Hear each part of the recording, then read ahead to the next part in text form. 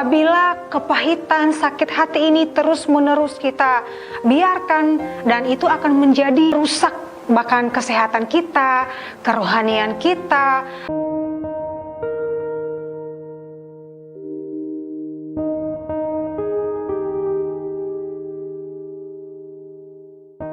Salam saudaraku yang dikasihi Tuhan dimanapun berada. Mari kita sama-sama merenungkan satu bagian firman Tuhan. Namun saya ingin bertanya kepada saudara-saudara dimanapun berada, mungkin dalam kehidupan ini siapa yang tidak pernah marah, siapa yang tidak pernah kecewa, siapa yang tidak pernah sakit hati atau lain sebagainya. Saya percaya saya dan saudara, bahkan beberapa di antara kita pernah mengalami yang namanya sakit hati atau dikecewakan dan sampai mengalami yang namanya kepahitan. Nah, saudara yang dikasihi Tuhan, kita tahu bahwa kepahitan adalah salah satu penyakit di rohani yang sangat berbahaya dan bisa menghambat pertumbuhan kerohanian kita.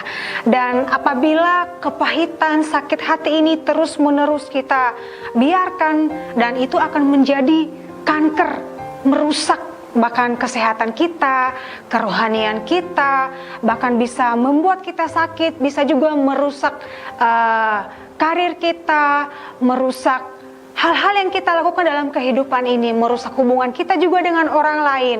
Nah, saat ini mari kita melihat satu ayat di bagian firman Tuhan. Di situ dikatakan bahwa Efesus pasal 4 ayat 31 berkata, segala kepahitan, kegeraman, kemarahan, pertikaian, dan fitnah hendaklah dibuang dari antara kamu. Demikian pula segala kejahatan. Nah, saudaraku yang dikasihi Tuhan, kepahitan, kemarahan, itu harusnya kita semuanya harus buang. Karena itu salah satu senjata iblis untuk menghancurkan kehidupan kita sebagai anak-anak Tuhan. Dan iblis datang untuk mencuri, membunuh, dan untuk membinasakan. Namun hal ini kita bisa belajar bagaimana cara kita supaya bisa keluar dari kepahitan, sakit hati. Mungkin akhir-akhir ini kita dihebohkan dengan sate sianida. Pasti Bapak Ibu sudah membaca beritanya, dan itu semua akarnya berawal dari sakit hati karena kepahitan. Dan itu sangat merusak diri dia sendiri. Dia melakukan hal-hal yang tidak baik dan akhirnya dia menerima akibatnya sendiri. Nah, Bapak Ibu dan saudaraku yang dikasihi Tuhan, kita tidak mau setiap sakit hati kita, kemarahan, kecewa, dan itu merusak kehidupan pribadi kita sendiri. Namun Tuhan mengajarkan supaya bagaimana kita menjadi orang-orang yang tidak menyimpan kemarahan, kekecewaan, kepahitan, bahkan sakit hati kepada orang lain. Tuhan Yesus sudah memberikan contoh bagi setiap kita.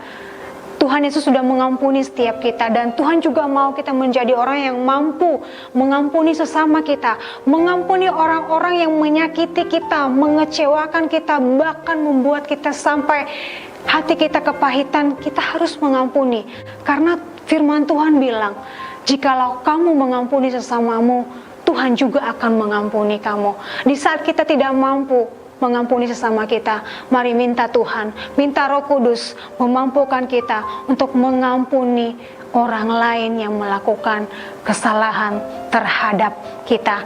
Mari hidup dalam pengampunan dan sukacita kita. Demikian renungan hari ini. Tuhan Yesus memberkati.